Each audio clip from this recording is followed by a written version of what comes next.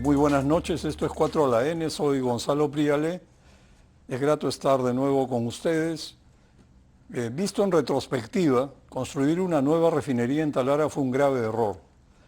Se trata de una inversión ideológica sin justificación ni sentido económico que se ha convertido en un hueco negro.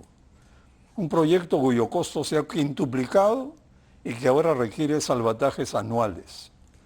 Está claro que Petroperú se constituyó en parte sustancial del botín del Estado, lo que adquirió ribetes vergonzosos durante el gobierno de Castillo. La nueva refinería de Talara es un monumento estatal al despilfarro por razones ideológicas. Esta noche veremos cómo se podría tratar de remediar esta terrible situación con realismo y con una urgente reestructuración técnica y financiera de la estatal Petroperú. En la mesa están hoy conmigo César Gutiérrez, expresidente de Petroperú del 2006 al 2008, Carlos Paredes, expresidente de Petroperú del 2019 al 2020, y Diego Macera, director del Instituto Peruano de Economía, IPE. Es interesante tener a dos expresidentes de Petroperú que han estado en décadas distintas a cargo, con bastantes años en el intermedio, y que tienen visiones diferentes del tema. Eso es lo valioso. Y por supuesto la opinión de Diego como connotado economista. Bueno, empecemos. Diego, Petroperú explicó que sus pasivos se generaron por los problemas de gestión durante el gobierno de Castillo, que ocasionaron las rebajas de su calificación de riesgo, restricciones de líneas de crédito y aumento de tasas de interés. Además, dice Petroperú, el complejo arranque de la nueva refinería de Talara tomó 16 meses para entrar en operación plena recién a fines del 2023. ¿Coincides con esta justificación de parte? A ver, yo creo que eso simplifica mucho la situación. Los problemas de Petro venían desde más atrás del gobierno de Pedro Castillo. Lo que hace el gobierno con la administración que pone, ¿no? Con el señor Hugo Chávez y con los demás miembros que estuvieron ahí durante el 21-22, ya termina de explotar un tema que venía gestándose desde hacía muchísimo más tiempo. ¿No? Ahí el problema con las calificadoras, con Price, con los estados financieros, ¿no? Quizá eso termina de asustar a una buena parte del mercado, ¿no? Y hace que la empresa sea incapaz de continuar con las líneas de financiamiento, con el financiamiento que tenía comprometido, que necesitaba para poderle seguir pagando a proveedores. Entonces creo que creo que simplifica demasiado el decir, oye, no, esto fue un tema que se gestó desde Pedro Castillo. Acá hay dos expresidentes de Petroperú que no me van a dejar mentir. Y en realidad es que estabas hablando desde antes de una empresa que estaba ya sobreendeudada y que resistía lo que podía resistir básicamente por el hecho de ser una empresa pública, ¿no? Y porque las emisiones que podía seguir generando estaban implícitamente, ¿no? Respaldadas por el bolsillo tuyo, mío y el de todos los demás. Entonces, esa es la situación con la que llegas ya con un oxígeno a medias, con la expectativa de poder generar caja una vez que Talara empiece a avanzar. ¿No? Y ya llegado a este punto, yo creo que, claro, a todos nos conviene que Talara le avance y le vaya bien, porque, en fin, ya está hecho. Y en algún momento aquí de repente sería interesante discutir con Guay y con César cuál fue el último momento en el que se podía, ¿no? Como jalar el gatillo y decir, oye, sabes que esta refinería ya no va, ¿no? Porque en algún momento ya estás muy metido, ¿no? Y en verdad ya es un costo hundido, básicamente, tienes que seguir avanzando, ¿no? Pero hubo algún año en el que todavía podías retirarte. Y ahí quizás es interesante escuchar cuál fue ese momento, ¿no? En qué momento podíamos habernos retirado y evitarnos los costos que ha habido desde entonces. Bueno, podría ser un consuelo, ¿no? Carlos, las autoridades de Petroperú sostienen que la petrolera es indispensable en la economía porque compite en precio con los privados, llega a los últimos rincones del país, eso suena a eslogan, ¿no? Y suministra combustible al ejército. ¿Son estas razones válidas para apoyar a Petroperú a cualquier costo? No, yo creo que a cualquier... Además, ¿son ciertas? No, no son ciertas y no son válidas. El combustible en el Perú lo provee Petroperú más o menos el 30%, un tercio del combustible del Perú, gran parte del cual era importado, y los otros 2 tercios lo proveen empresas privadas. Y tú puedes llegar a cualquier parte del Perú con... Que no es solamente Repsol, ¿no? No. Hay empresas grandes como Exxon, que es un monstruo a nivel mundial, Valero, que es la refinadora independiente más grande de los Estados Unidos, y tienes varios privados que también, nacionales que también operan. Entonces no hay, no es cierto de que el Perú se va a desabastecer si es que Petroperú desaparece. No estamos planteando que Petroperú desaparezca, pero simplemente estamos diciendo eso no es verdad. Segundo, ¿puedes ir tú a lugares de la selva donde no es rentable para la empresa privada? Sí, hay muchos lugares donde tú puedes ir donde no es rentable, y lo que tú puedes hacer es llamar a concursos públicos y darle eso al que pide el menor subsidio. Y te va a costar mucho menos fiscalmente que tener una empresa estatal. ¿Cómo funciona el aeropuerto? Y así es como han funcionado un montón de licitaciones, de hacer infraestructura nueva. Y requiere un subsidio, pero que lo haga un privado y que sea transparente. Además, Petroperú está exonerada de IGB en la selva.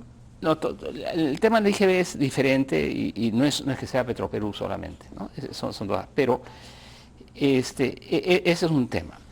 El ejército, nosotros para proveer de armas al ejército no necesitamos hacer una fábrica estatal de armas. Se pueden importar, se importan, ¿no es cierto? Entonces, dejemos de hablar mentiras, dejemos de aceptar que nos mientan. Creo que ese es un primer tema que es importante aclarar en esta mesa. Respecto a cuáles son los problemas, por qué vienen los problemas, ha sido muy interesante escuchar al presidente del directorio de Petroperú, al señor Pedro Chira, decir que los problemas surgen porque en la gestión de Hugo Chávez se generaron estos problemas. Esa gestión de Hugo Chávez, donde su principal aliado era un señor de nombre Oscar Vera, hoy ministro, o hasta hace poco ministro de Energía y Minas. El principal soporte, el principal apoyo de volver a pedir plata a todos los peruanos por una mala gestión. Sin duda, la gestión de Hugo Chávez y todos los que los acompañaron en el directorio, incluyendo al señor Vera, fue un desastre. Lo escrito, lo denunciado, poco transparente y un desastre financiero. Pero eso terminó en marzo del 2022, en marzo del 2022. Y entre enero del 2022 y diciembre del 2023, en esos 2 años, en esos 24 meses, de los cuales solamente los primeros 3 estuvo Chávez, en esos 2 años Petroperú ha perdido más de $1.000 millones. Más de $1.000 millones. Y después de esa gracia, vienen y nos dicen, oye, por favor, dame otros 1.150. Eso no tiene ni pies ni cabeza. César, ¿cómo podría Petroperú recuperar el 33% de mercado que perdió con Repsol y simultáneamente bajar el precio de la gasolina, como le hicieron decir a la presidenta? Bueno, primero, Guayo refirió el tercio de Petroperú como suministrador. Las cifras oficiales que tenemos de Petroperú en los estados financieros de junio hablaban de 27. En septiembre ya no dijeron nada, probablemente tenga hasta 25, Guayo. Realmente es una cuarta parte del mercado como suministrador. Bueno, va a tener que competir, porque más allá de refinería en La Pampilla, está ExxonMobil, como mencionaba Guayo, está Valero, y ya se apareció hace una semana otro grande mundial, que es Marathon, que ya contrató una franja de almacenamiento en el Callao. Entonces, eso es lucha de precios, esa es lucha de servicios de todo el sector minero, donde él no te dice, véndeme combustible, ponme infraestructura y me despachas y te liquido mensualmente. Eso tendría que hacer. Entonces, en esa lucha de precios, esa expectativa que voy a vender más barato en el mercado, en las estaciones, es falsa. Petroperú, no tiene estaciones de servicio, son estaciones afiliadas. Él le vende la estación afiliada, la decisión, sin ninguna condición. No tiene grifos. Uno, tiene un grifo en Iquitos a 2 cuadras de la Plaza de Armas que fue una confiscación al narcotraficante Tijero. Eso es todo lo que hay. Todo el resto son estaciones afiliadas. En Lima no es el operador mayoritario de estaciones identificadas con su nombre, es un minoritario. Entonces decir que lo hace el fijador de precios del mercado cuando tiene una cuota muy pequeña y en Lima nuestra cantidad de estaciones de servicio muy limitada, sencillamente no se resiste el menor análisis. Y le hacen decir a la presidenta, en el discurso político, pero no solo la presidenta. El señor Otaro el domingo en la entrevista que le hicieron televisiva, porque yo hoy no sé qué distrito, en la esquina de tal con cual, consigo la gasolina más barata. Demagogia pura, pues eso no es realidad, ¿no? Sí. Diego, para todo fin, Petroperú esgrime las recomendaciones del famoso estudio que nadie conoce de la consultora Arthur D. Little, encargado para la reestructuración de la empresa. ¿Debiera Petroperú publicarlo por transparencia? Sí, a mí me parece un camino importante y además es parte del problema que hubo con la sociedad de minería y petróleo recientemente. O sea, creo que en general es una práctica a la que estamos acostumbrados aquí, lamentablemente en el Perú, de que muchos documentos importantes para la toma de decisiones, las autoridades lo toman como propiedad privada, ¿no? Sin ninguna necesidad de compartirlo con el resto del público, y sobre eso se toman decisiones que nadie sabe en base a qué. Inviertes 200, 300, 500 millones de dólares, que son de nuevo de todos nosotros, porque ahora, y es un punto muy importante, porque yo creo que la historia cambió bastante, la narrativa y lo que le puedes exigir a Petroperú cambió bastante en el último año, porque hasta entonces todavía podían mantener esta historia de que, claro, ellos están financiando como una entidad independiente, ¿no? Que efectivamente está en pérdidas ahorita, pero sus proveedores, sus acreedores todavía creen en ella, le siguen prestando, y la plata que están usando para la refinería es plata que luego se va a pagar con los bonos. ¿No? Entonces, hasta ahí, entonces, claro, cuando hacíamos la comparación de, ¿no? Oye, estos 5.000 millones de dólares que está costando la refinería, ¿no? Cómo se traducen en comisarías, en colegios, lo que no se hizo, desde Petroperú la respuesta normalmente era, no, porque estás comparando papas con camotes, ¿no? Porque una cosa es los 5.000 dólares de inversión productiva, que luego se van a ir pagando, ¿no? Y otra cosa es el gasto público. Ya, pero eso dejó de ser verdad el año pasado. Ya, cuando ya Petroperú pide, ¿no? Oye, necesito ya financiamiento, necesito líneas de garantía, necesito capital, ¿no? del contribuyente. Entonces yo creo que en ese momento en el que se gastía ese espacio de gasto público, esta contribución adicional, estas garantías, no me acuerdo cómo se llama su papelito con la SUNAT para negociar deuda. Documentos cancelatorios. Sí, los documentos cancelatorios. Ya no tienes esta ventaja, si quieres, que te podía dar, no, yo me administro de manera independiente, ¿no? Y ahí está todo el debate debajo del regreso a la FONAFE. Entonces yo creo que si ya estás pidiéndole a los contribuyentes, ¿no? Oye, finánciame, tú mínimo necesitas darle al público, necesitas darle, okay, con lo que me estás dando, yo voy a seguir estos pasos en base a esto. Lo que tú no puedes decir es, no puedes tenerlo de los dos lados, ¿no? No puedes decir, oye, finánciame, pero yo me oculto porque soy independiente. No, eso no va. César, según Petroperú, solicitó un aporte, no un salvataje. Bueno, Un aporte de accionistas, no un salvataje por 3.600 millones de dólares para dejar sus cuentas en cero, consolidar financieramente a la empresa y bloquear cualquier otro pedido de soporte futuro. ¿Cuál es realmente el historial de los salvatajes de Petroperú? ¿Cuántos suman y para qué sirvieron? Mira, en términos reales el primer aporte empieza en el año 2017. Las cosas gruesas vienen a partir del 2022. En mayo, 750 millones de dólares de préstamo, pagadero supuestamente en diciembre del 22. En la ley de presupuesto el señor Burneo pateó hasta el 2024. Hoy, sobre esos 750 millones, dice, no lo devuelvo, capitalízalo. Adicionalmente, dieron 500 millones de soles de línea de crédito para documentos cancelatorios, que es lo que hablaba Diego y Guayo. Y así navegan hasta octubre del 2022. Y en octubre del 2022 viene un desembolso de 1.000 millones de dólares de aumento de capital y aparte 500 millones de dólares de garantía para importación de insumos, principalmente crudo y diésel también que como producto terminado, hasta ir al 22. Pero vas sumando, ¿no? va sumando 500 de línea de crédito, 1000 de aumento de capital, 1500, 325 del primer aumento de capital 2017, 1825, más 750 de préstamo, ya por los 2500 casi. Bien, en 2023 se filtra un acta de directorio donde están pidiendo dinero al MEF, ¿no? Y bueno, hay el escándalo, hay negativa del ministro Contreras, hay negativa del ministro Tala, que afirma, dice, Petroperú ha cumplido su ciclo, dice, ¿no? Y yo dije, ¿cómo se traduce eso de que cumplió su ciclo? Eso lo dice en CADE, porque el auditorio parece que le gustaría escuchar eso, y él dice eso. Y llegamos a enero de este año, y en enero de este año empiezan diciendo, necesito 1.150 millones de dólares de aumento de capital, la deuda de 750 no me la cobres, capitalízala, dice en primera instancia, y dame 650 millones de dólares de garantías para importación. Eso ocurre la primera semana de enero, cuando se arma el laberinto, el amague de la renuncia del ministro Contreras. Pero la semana pasada, aparte de eso, se aparecen que la línea de crédito de 500 millones de dólares que le habían dado, aumentamelo a 1000. Entonces, si sumamos todo, sale como 3.550 millones de dólares, eso es lo que están pidiendo. Si lo convertimos a soles, eso como 13.000 millones de soles, y justamente cuando Diego habla de digamos, comparar con presupuesto público, todo el presupuesto del sector defensa y seguridad nacional son 6.000 millones.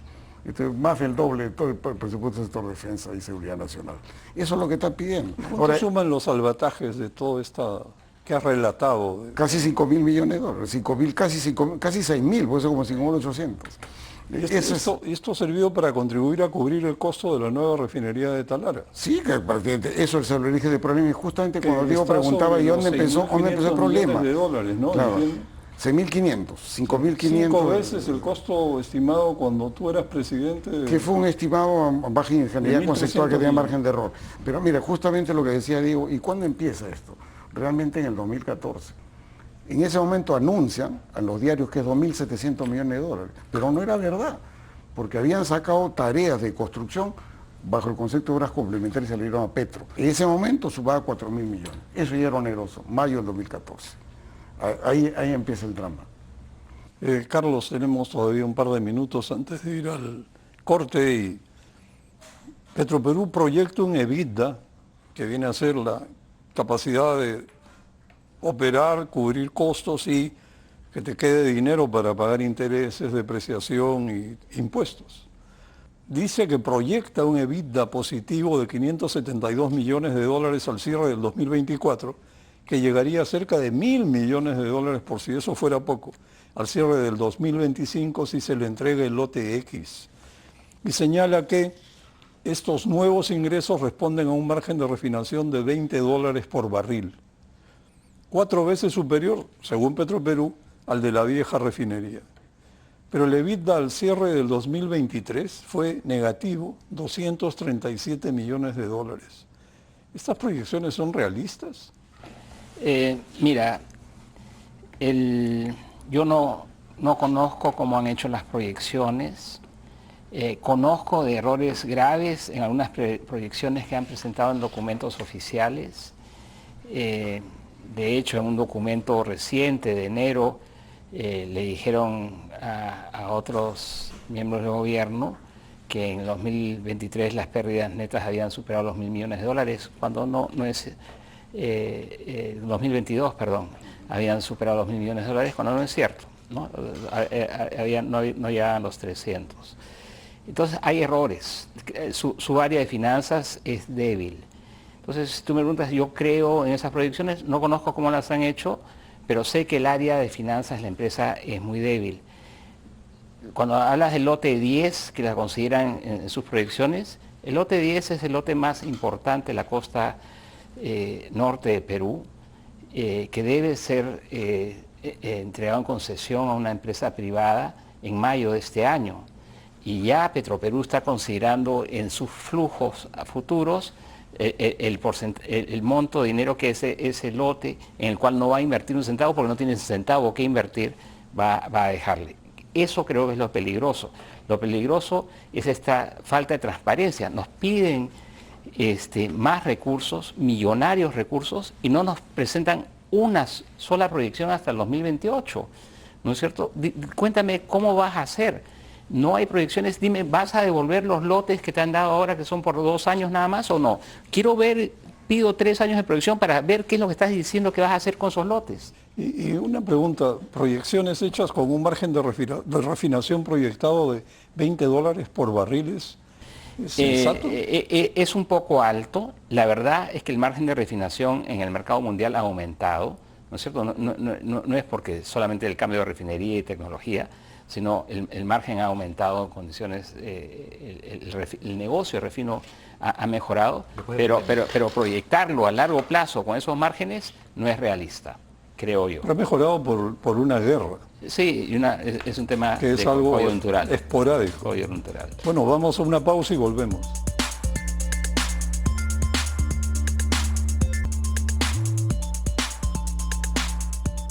Diego, Petroperú no es sujeto de crédito por su calificación crediticia y tiene capital de trabajo negativo. Se encuentra en un círculo vicioso de insolvencia y deterioro. Mientras que esta situación continúe, la estatal no podrá recuperarse. ¿Cómo puede el gobierno aventurarse a seguir apoyando a una empresa inviable y mal manejada? Pasa en realidad, y creo que lo vamos a discutir después, pero no hay una salida muy fácil. ¿Ya? Entonces, ahorita la salida más fácil que tiene el gobierno es lo que ha venido haciendo, que es concediendo de cachitos y que sea lo menos políticamente costoso para ellos, a pesar de que termina siendo enormemente costoso para los contribuyentes. Más aún, esto se vuelve... O sea, las agencias calificadoras de riesgo tampoco son tontas, ¿no? Si tú sabes que ahora tienes un agujero negro que te puede costar en un año cualquiera 500, 1.000 o 2.000 millones de dólares, ¿no? Un punto entero del PBI que ya te empieza a costar en déficit fiscal, ¿no? Y ya tus proyecciones sobre cuánto efectivamente, a dónde vas a llevar el déficit fiscal en el largo plazo ya no son tan confiables, ¿no? Porque claro, en algún momento pues te puede salir que, oye, necesito 500, medio punto más del PBI para mantener a Petroperú andando. Entonces, eso es un costo que creo que no sea, es un costo difícil de estimar en el largo plazo, pero sí es un riesgo grande, porque en un contexto en el que ya estamos por encima de la regla fiscal que incumplimos el año pasado por primera vez en muchísimo tiempo, esto es un problema agregado.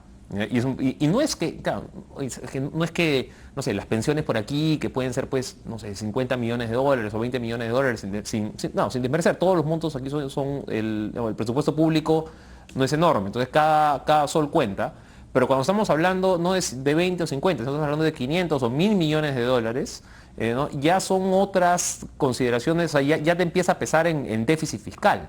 O sea, ya es otro nivel de discusión en el que estamos moviendo.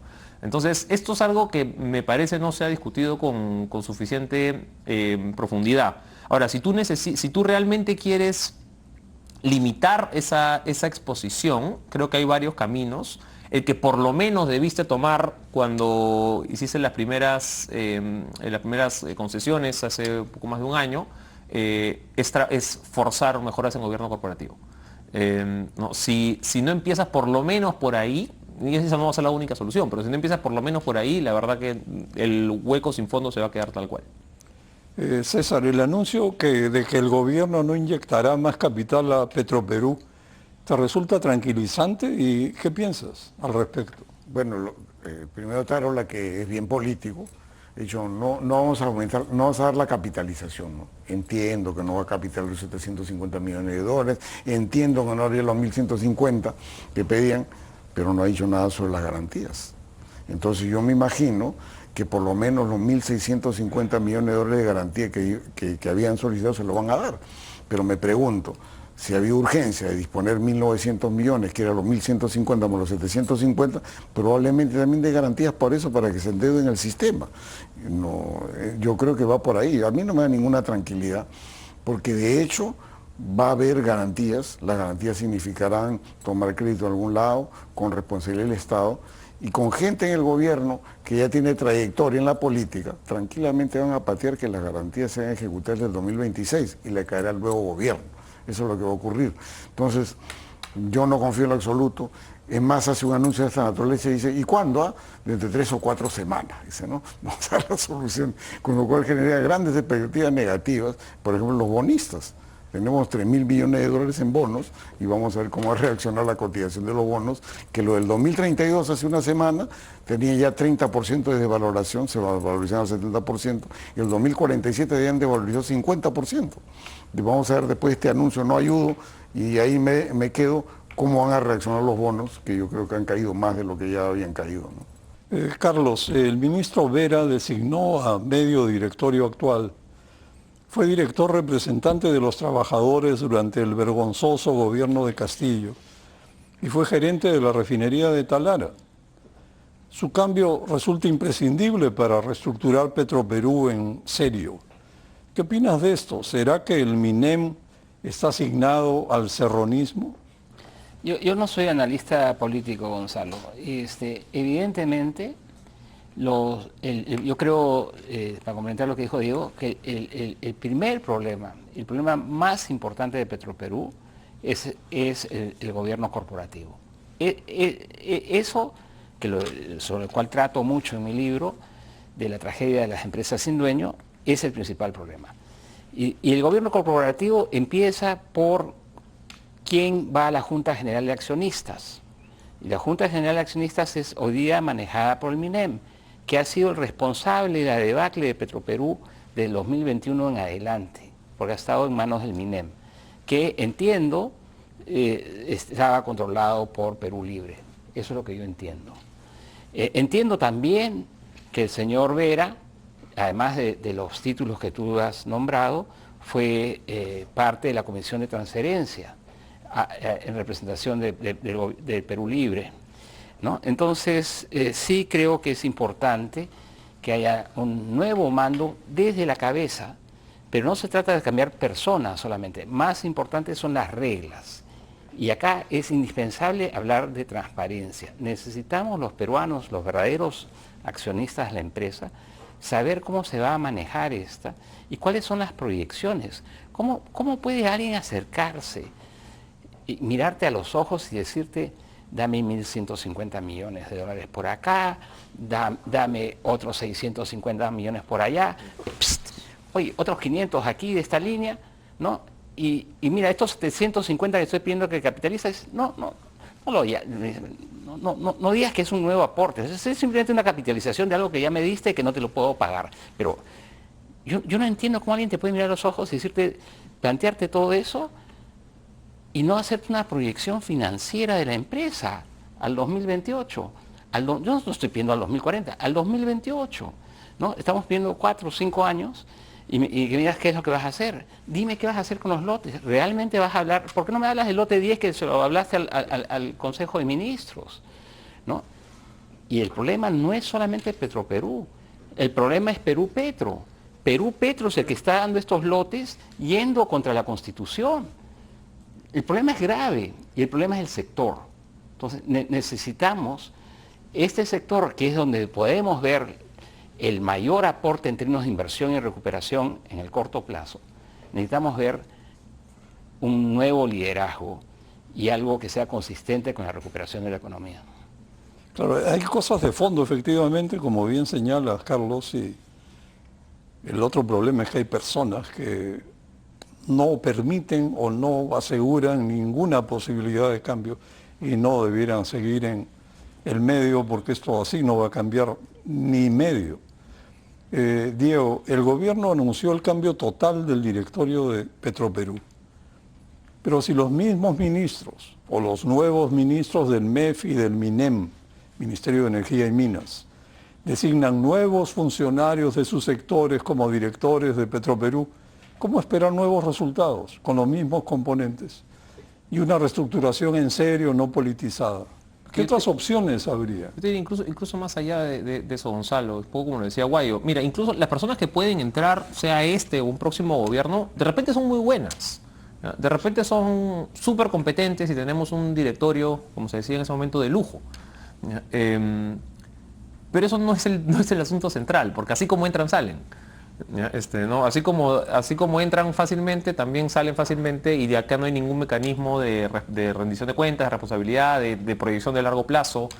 Entonces, no es tanto el tema de si los ministros ponen, si estos ministros están poniendo a tal o cual persona, es que el proceso mediante el cual se ponen a estas personas, que no, pueden ser muy buenas, pueden ser muy competentes, pero el proceso no responde a una lógica de una empresa, ¿no?, seria que quiere mantener pues una trayectoria en los siguientes y que está invirtiendo para mantenerse en los siguientes 10, 20, 30 años. A ver, y cuando algunos hemos hablado en ciertos momentos de más disciplina para el gobierno corporativo, parte de eso se debería tratar de hacer con alguna participación del sector privado directamente en el accionariado. Entonces, si quieres, no vas a venderla toda, ¿no? Eso, aparte, ahorita no se puede vender nada, ¿no? por la situación en la que está. Pero sí tú deberías aspirar, ¿no?, a que en algún momento tengas alguna participación accionarial, de eso, como tienen otros países de la región también, que más allá de la parte del aporte de capital, que puede ser importante, ¿no?, lo importante es, lo indispensable es la disciplina que eso te pondría en la conformación del directorio. De repente ese sería digamos, esa podría ser una de las rutas hacia las cuales deberíamos aspirar mediano o largo plazo. Hoy es inviable, pero es algo que si no tenemos en mente como un camino eventualmente a dónde llegar, pues efectivamente nunca vamos a llegar ahí. Y una Sí. curiosidad, porque digamos es algo que podría hacerse pronto, de inmediato, me imagino cambiando estatutos. ¿Qué pasaría si en vez de 3 directores por el Ministerio de Energía se cambia a 3 directores por el MEF y solo 2 directores por el Ministerio de Energía y Minas, y a ver qué se hace con el director representante de los trabajadores? O sea, recomponer por lo menos la formulación estatal de los sectores que componen el directorio. Yo ahí creo que Algo es algo. Guay César puede tener mejor idea que yo, pero se me ocurre que algo puede mejorar, pero no es el problema fundamental, ¿no? Porque así como puedes tener un buen o mal ministro de Energía y Minas, puedes tener también un buen o mal Ministerio de Economía y Finanzas. ¿No? Creo que ayuda, porque típicamente el Ministerio de Economía y Finanzas ha sido una institución, ¿no? Porque típicamente el Ministerio de Economía y Finanzas ha sido una institución, ¿no?, más sólida, ¿no? Ayuda, sí, hasta ahora, claro. ¿no? Pero digamos, sigues con el problema de fondo de la discrecionalidad y de la poca idoneidad que necesitas para estar en el directorio. Y ese es el, ¿no? Y también la rotación que has tenido, o sea, no sé cuántos gerentes generales y presidentes hemos tenido en los últimos 10 años. Entonces, y ahí está el tema de fondo. Entonces, sí, podría mejorar que tengas una institución como el MEF atrás, pero... Lo que pasa, Diego, es que eso se puede hacer pronto y que ingrese capital privado y nombre de directores, representantes, como debiera ser, puede tomar Eso va a tomar mucho un tiempo, es verdad. Entonces, hay un ritmo necesario para que algo mejore pronto. Nosotros en 2019 hicimos un proceso de planeamiento estratégico asesorados por especialistas y surgió de ahí, viendo la ley, como objetivos y visión de largo plazo, convertirnos en una empresa de capital mixto. Y eso está publicado en la página web de Petroperú. Hace muy poco, conversando con gente que me acompañó, comprobamos que han sacado de la visión y los objetivos convertirse en una empresa de capital mixto. O sea, quieren ser una empresa 100% estatal. Esa es la visión que está siendo implementada. No sé si eso es producto de un proceso de planeamiento estratégico, no sé por qué no nos explican, por qué no van a hacer uso de lo que la ley 13.130 les permite hacer, que es incorporar capital privado. Y eso es parte esencial del gobierno corporativo, ¿no es cierto? Estoy totalmente de acuerdo contigo, César. Pero, ¿qué hacer en el muy corto plazo? Se puede hacer mucho.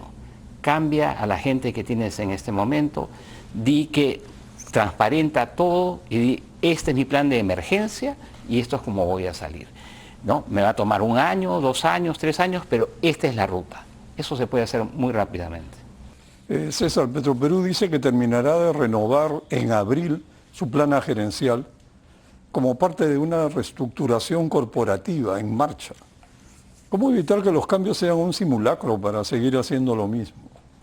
Es que van a ser simulacros mientras tú no cambies lo que lo que estaba mencionando Guayo, un conjunto de gente competente que vaya en el directorio que elija gerentes apropiados. Es más, ya cambiaron el estatuto.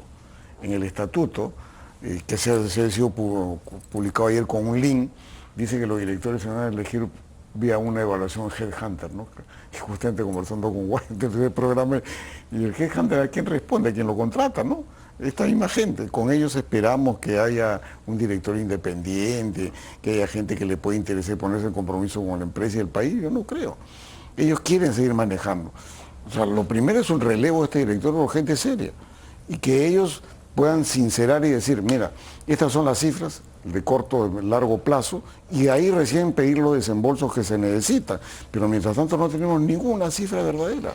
O sea, cuando tú hablabas, por ejemplo, de los $20 por barril, que salió un PowerPoint de Petroperú, tomemos un símil, ¿ya? El símil es la refinería de Cartagena de Colombia, que es de casi el doble de capacidad de Petroperú, pero los procesos son muy similares. Ellos en el 22 y el 23 han tenido $21 por barril de promedio, pero margen bruto, es decir, venta de combustibles menos costo de los insumos. A eso hay que restar los costos operativos. Los costos operativos de esta nueva refinería no bajan de $6 por barril, 21 menos 6, 15. Entonces sus proyecciones deben ser sobre 15, que ya es bastante optimista. Porque en el 2021, esa misma refinería de Cartagena ya modernizada, su margen de refinación promedio fue hasta $10 por barril, margen bruto. Entonces, están hablando sobre supuestos que no son reales, los lanzan y las cifras son cualquier cosa. Entonces necesitamos gente seria que sincere. La expectativa del margen es tal en tales plazos, la deuda es tal naturaleza y los compromisos que tenemos tal cosa, y apuntamos a ir con privados o no apuntamos con privados en tales plazos. Eso tiene que hacerse con gente seria, eso significa un relevo del directorio. Pero el gran problema es pues que el directorio elige la Junta General de Accionistas, y ahí vamos con el tema de los ministros. Y ahí el tema de los ministros, en un gobierno que funciona por cuoteos, ¿no? Digamos, en los ministerios, yo dudo mucho que eso pueda ocurrir. Estamos en una situación bastante difícil y creo que hay que ejercer mucha presión para que la clase política que está gobernando y la clase política oposición presione y nombre ministros serios que lleguen a nombrar directores serios. Por ahí empezamos. Y los directores serios, lo único que pueden hacer al principio es sincerar cifras y sincerar expectativas. Y habría que empezar por sincerar este estimado de margen de refinación. Por supuesto. ¿Cuál es tu estimado? Mira, más que un estimado que puede ser cualquier cosa, ¿no? Lo que hablemos son los antecedentes. Yo lo que te ponía es Cartagena, refinería muy similar a Talara, no en tamaño, sino en procesos. Antes del conflicto Ucrania-Rusia tuvo $10 por barril promedio. El conflicto Ucrania-Rusia ha ido en promedio del $21 por barril, pero margen bruto, a lo que hay que restarle los costos operativos. Carlos, ¿qué pasaría si Petroperú entra en insolvencia e ingresa en un procedimiento concursal? Cosa que se ha venido también mencionando ocasionalmente. Sí, bueno, vas a tener muchos bonistas y acreedores haciendo mucha presión, van a sufrir ellos grandes pérdidas, van a ejecutar garantías parciales con la República. Creo que va a afectar la percepción de riesgo del Perú, y creo que eso es negativo. Si vamos a entrar a un proceso de concursal o de liquidación, se tiene que hacer de manera ordenada, no se puede hacer pateando el tablero, vamos a ver qué pasa. Yo creo que si ese fuese el camino, tendría que ser producto de un análisis costo-beneficio muy claro y explicando al país qué es lo que se va a hacer. No pueden haber más sorpresas. No creo que sea necesario ni conveniente. Creo que la empresa tiene que reestructurarse, tiene que incorporar capital privado, eventualmente deshacerse de muchos de sus activos, eventualmente se puede privatizar totalmente, pero tiene que ser respondiendo a una estrategia que nos minimice el daño a los peruanos. Creo que dispararte en este momento entre un proceso concursal es incrementarnos el costo que esta mala aventura nos ha costado. Diego, una pregunta. El pedido de capital por 1.150 millones, más la capitalización de la deuda impaga de 750, es como 1.900 millones de dólares. ¿Eso impacta directamente en el déficit fiscal proyectable para el año 2024. Claro, cualquier desembolso que tengas que hacer va a impactar sobre déficit fiscal. Ahí no hay, o sea, no hay mucha vuelta que darle. Y yo te diría, sí, mire, si tú me dijeras, ya sabes que son 750 millones de dólares esta vez, ¿ya? Y con eso lo que estoy comprando es mayor certidumbre sobre cómo se va a administrar el gobierno corporativo. Te he dicho, mira, sabes que lo vemos esta vez y cerramos el bendito hueco. Pero lo que tú no puedes hacer en esos consejos de déficit fiscal es, te voy a dar 1.950 millones de dólares en capitalización de deuda y con eso compro nada. Ya, con eso compro que siga habiendo exactamente la misma estructura, ¿no? Que hay un cambio, algún maquillaje por ahí dentro de rotación en directorio. Pero, ¿qué cosa han comprado los contribuyentes con 2.000 millones, con un punto entero del PBI? Nada, ¿no? Y sigues teniendo la exposición. Porque así como te han pedido ahora los otros 1.000 millones de dólares, no, el próximo año te pueden pedir otros más, pues, porque ¿por qué no?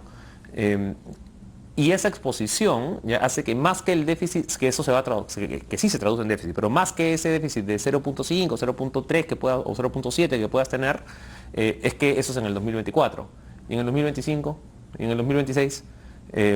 Y lo que están mirando las calificadoras de riesgo, lo que están mirando los que tienen hoy día deuda peruana, ya no es tanto si en el año vamos a cerrar en 2.4 o en 2.7, ¿no? Es qué tanta predictibilidad podemos tener sobre la deuda sobre la trayectoria de la deuda de largo plazo.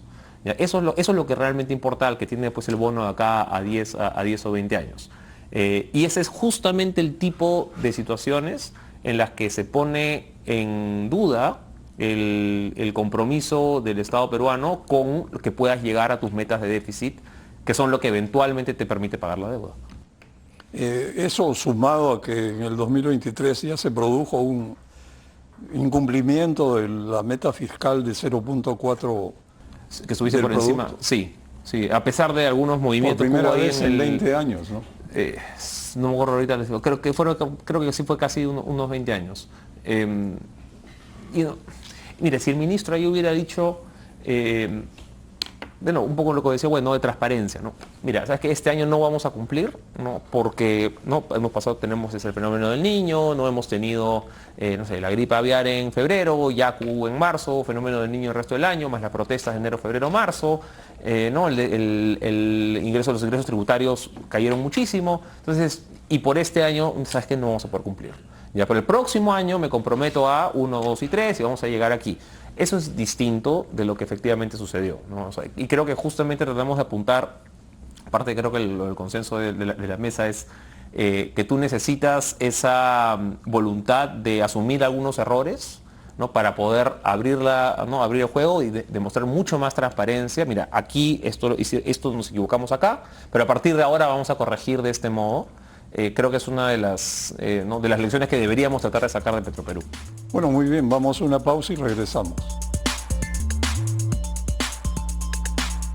César, el costo de mantener a flote por razones ideológicas y políticas a una empresa estatal quebrada seguirá en aumento, sea con préstamos, garantías o capitalización de deudas.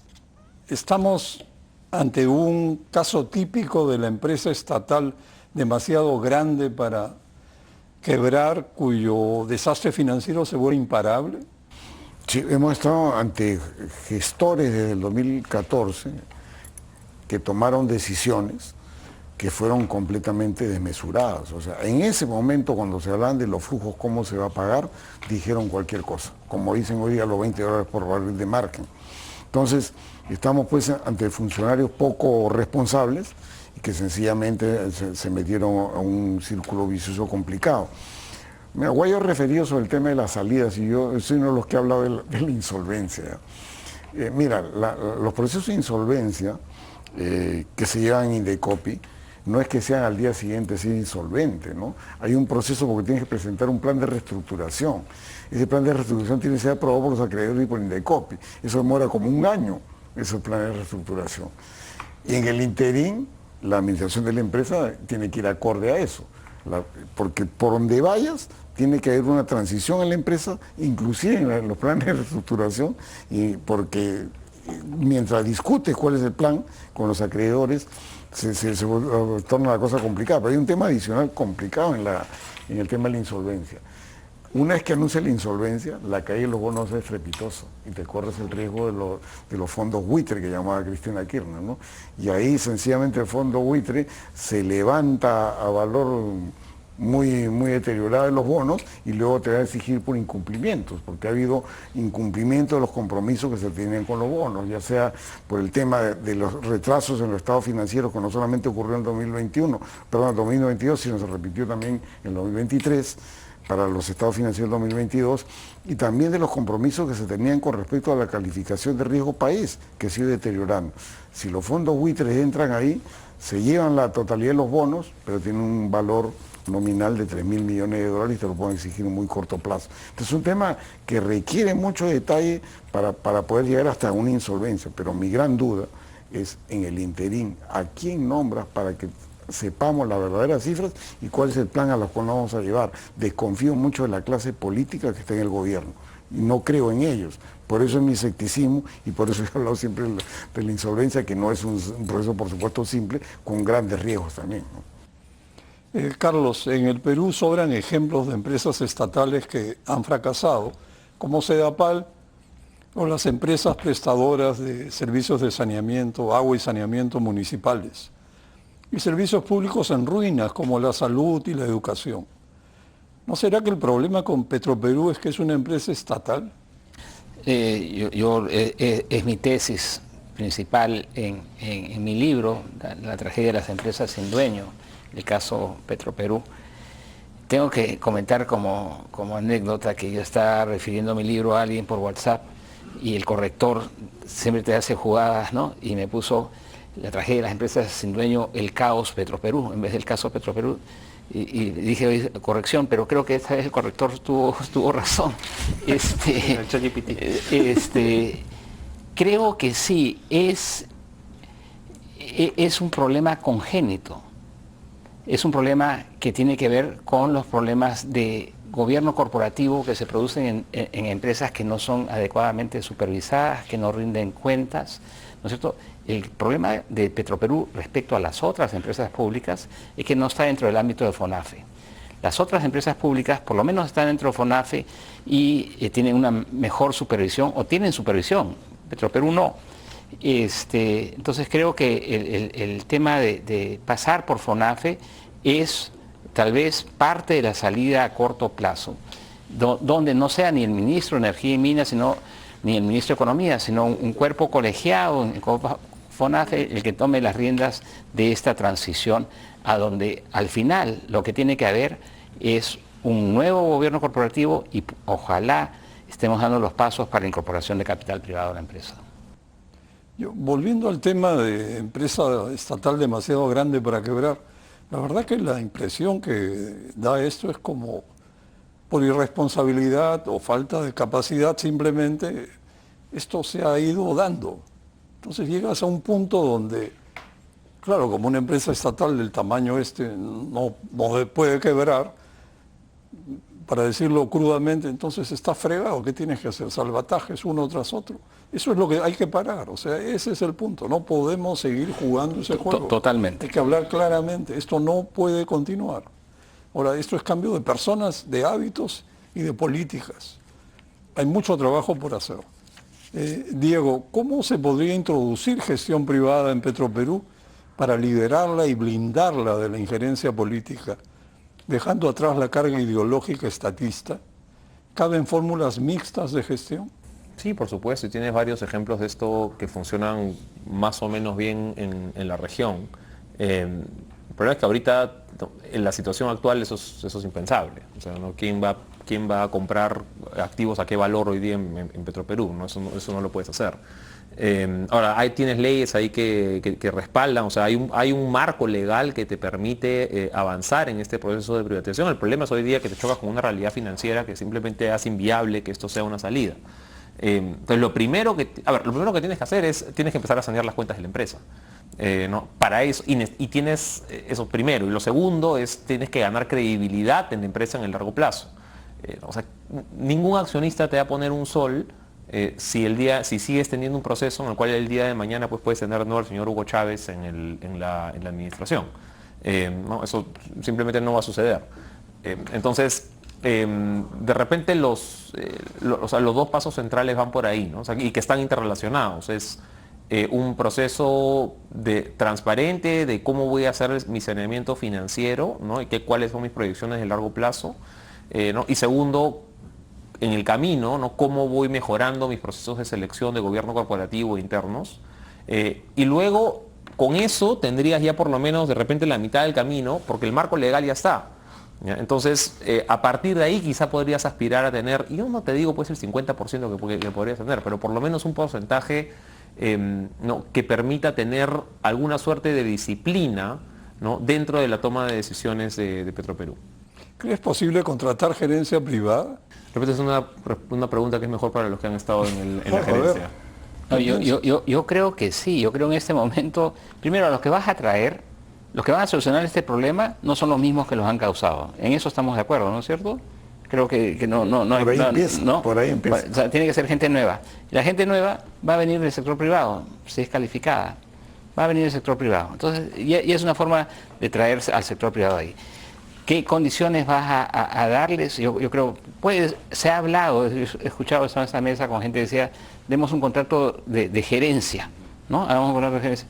Bueno, de repente, poco complicado, pero no es imposible.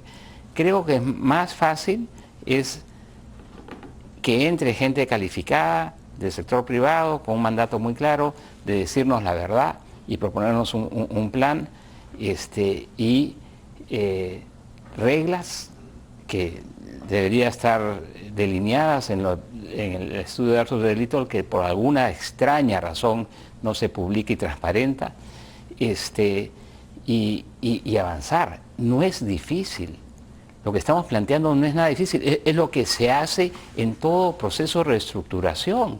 Entra una nueva gerencia a la empresa y transparenta para todos los acreedores lo que es. Los acreedores somos todos los peruanos, ¿no? Nos hemos convertido de accionistas en acreedores y acreedores que nos están pidiendo pon más plata. Entonces, no es difícil, se puede hacer muy rápido. Vamos terminando, pero César, también a menudo se habla de experiencias de empresas estatales petroleras de éxito, que en realidad en América Latina no existen porque, Que digamos, más o menos bien se ha manejado Ecopetrol. Para ir al fondo del tema, Ecopetrol, César. sí. Ecopetrol se ha manejado más o menos, relativamente bien, a pesar de la participación gubernamental. Petrobras ha tenido su subida y sus bajadas, pero ahí subsiste, pero tiene un gobierno corporativo diferente, bueno. Tienen reglas en las cuales no es tan fácil tampoco de extralimitarse. Además, estas dos empresas cotizan en bolsa, claro. lo cual te exige. Hoy día Petroperú reporta la bolsa, reporta cualquier cosa, pero ahí no cotiza, pues. Y la cotización es la que te pone los límites. Un tema final es, yo creo que un primer paso es meterlo al FONAFE, porque eso le quita mucho peso a la Junta de Accionistas. Y eso se pudo hacer en noviembre de este año. Porque en la ley de presupuesto, como se hizo con el Salud en el 2010, con un artículo lo llevas al FONAFE. Así hizo con el Salud en el 2010. Se perdió la oportunidad y pudo hacerse. Bueno, esperemos pues que alguna iniciativa parlamentaria se vote y se lleve esto al FONAFE, con lo cual ya tenemos un poquito más de seriedad y luego veamos pues las designaciones de directores, de estos a gerentes, para sincerar. Mientras tanto, en espera. Porque dar cualquier dinero a la actual administración o garantías sencillamente es un despropósito. Diego, por favor, en un minuto podrías resumir tu balance de esto. Tenemos que cerrar la posibilidad de que esto sea un asunto sistemático para el déficit fiscal, ¿no? Esto es lo que vimos, ¿no? Claramente, es el mismo juego que vimos en las empresas en los 80s, donde no hay suficiente, no hay ningún monto que llegue a cerrar este hueco, porque si tienes un problema sistémico de pérdidas en operaciones, ¿no? Vas a perder un año, vas a perder el siguiente, y eso estás esperando, no está funcionando bajo la lógica de que eso lo van a pagar los contribuyentes. Entonces, lo que no puedes permitir es que esto se vuelva, ya cometimos errores, ¿no? Ya están hechos, estamos pagando por ellos. Lo que no puedes permitir es que esto se vuelva un asunto sistemático. Bueno, vamos a tener que terminar. Les agradezco mucho Carlos, Diego, César, ha sido sumamente ilustrativo escucharlos. En el fondo creo que estamos en una situación terminal y se necesita cambiar ministros, directores, gerencia, la plana gerencial de Petroperú. Sin eso no hay forma de salir del hueco en que estamos metidos. Muchas gracias, buenas noches.